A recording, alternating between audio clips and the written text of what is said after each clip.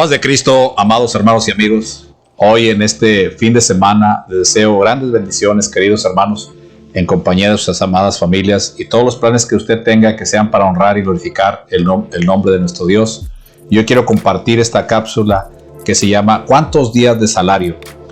En este capítulo, en el capítulo 6 de San Juan, se encuentra con sus discípulos en las cercanías del lago de Galilea, en un monte que parece ser muy conocido para los discípulos.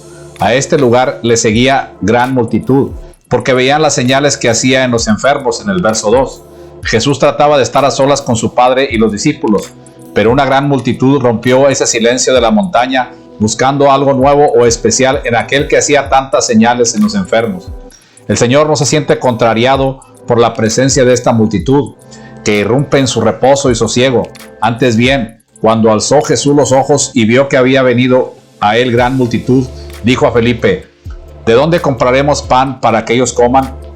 En el verso 5, el Señor no se preocupa por él, sino por ellos, y por ese pan necesario para su alimentación. Esa multitud salió en su búsqueda, sin saber con precisión los riesgos del momento. Uno de los riesgos era el encontrarse sin pan por lo inhóspito del lugar. Mas el Señor enseña que al que le busca y que cree en él con todo su corazón, lo puede encontrar. El que busca, halla. Jesús, por medio de unos panes de cebada, prepara a los que les da al Padre para comer el verdadero pan vivo que descendió del cielo. El Señor sabe siempre lo que tiene que hacer, aunque a veces nos prueba a nosotros, como hizo con Felipe, preguntándole: ¿de dónde compraremos pan para que estos coman? Felipe queda sorprendido por la pregunta del maestro y así exclama: 200 denarios de pan no bastarían para que cada uno de ellos tomase un poco. Un denario era el jornal de un día de trabajo. Lo viene en el capítulo 20 de Mateo. Para Felipe, la más mínima posibilidad resultaba irrealizable. No veía solución. ¿Pero por qué? Porque Felipe sabía contar dineros, aunque él no los tuviera. Sin embargo, no contaba con Jesús, a quien sí tenía. Esta actitud de Felipe se hace muchas veces realidad en nuestra propia vida. El Señor sabe de qué cosas tenemos necesidad.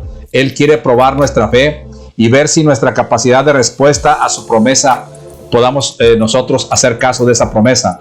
¿Cuántas veces, con cuántas posibilidades tenemos que a veces no dan la capacidad para solucionar el problema y nos olvidamos de contar con aquel que puede resolver cualquier problema?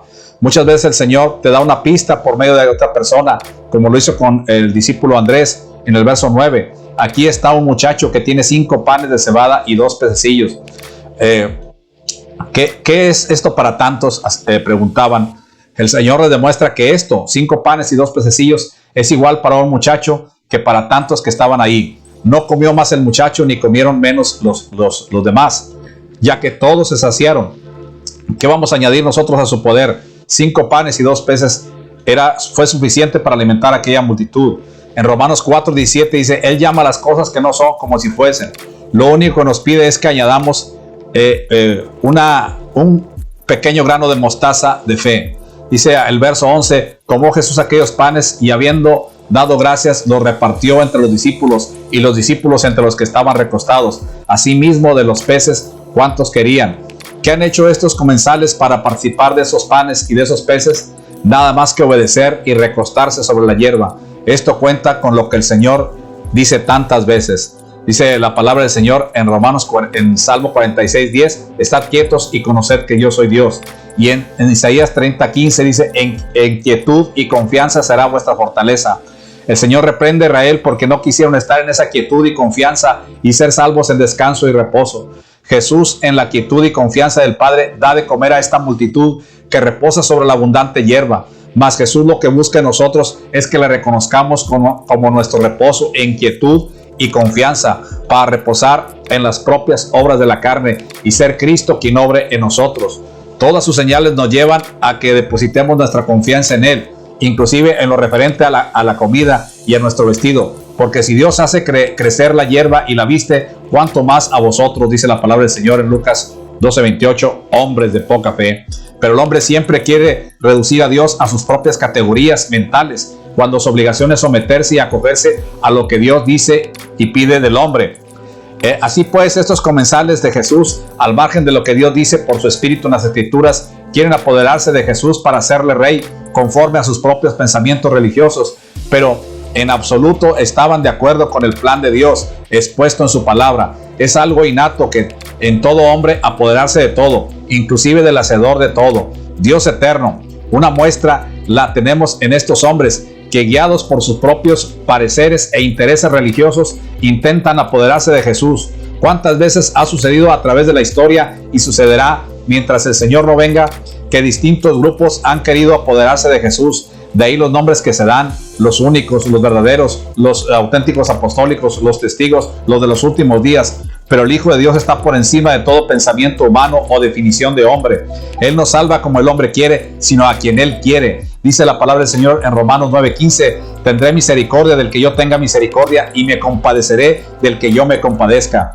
No depende del hombre ni de sus títulos absolutos que se ponga. En Romanos 9:16 dice, así que no depende del que quiere ni del que corre, sino del que Dios tiene misericordia. Y en San Juan 15:16, y Jesús mismo dice, no me elegisteis vosotros a mí, sino que yo os elegí a vosotros. Queridos hermanos y amigos, creamos en esas promesas y practiquemos la fidelidad con Dios. Demos nuestros diezmos, nuestras ofrendas, nuestras primicias, y vamos a ver cómo la mano de Dios nunca nos va a dejar, y aún en lo poco va a ser bendecido de lo mucho si nosotros creemos en esas promesas. Señor, en esta hora, Padre Celestial, declaramos bendición y que nunca va a faltar pan en nuestra casa, en nuestra mesa, porque nuestra confianza está puesta solamente en ti, en el nombre de Jesús. Amados hermanos y amigos, un fuerte abrazo y la bendición de Dios sobre cada uno de ustedes.